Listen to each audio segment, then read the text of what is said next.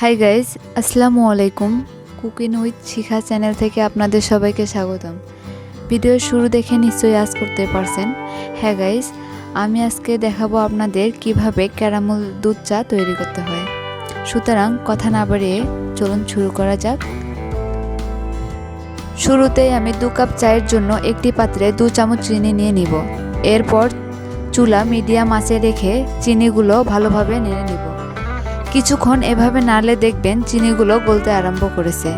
এরপর এতে 2 চামচ চা পাতি দিয়ে ভালোভাবে মিশিয়ে নিব।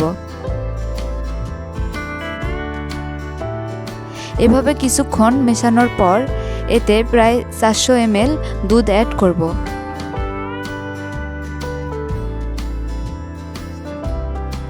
এরপর এতে 2টি লং এবং 2টি এলাচ দিয়ে ভালোভাবে নাড়তে থাকবো।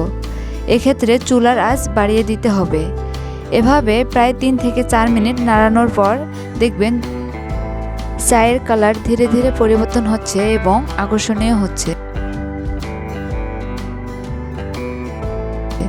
চায়ের বলক উঠলে চুলা বন্ধ করে দিন এবং ছাঁকুনি দিয়ে ছেঁকে নিন এবং পরিবেশন করুন ঝটপট তৈরি ক্যারামেল দুধ চা।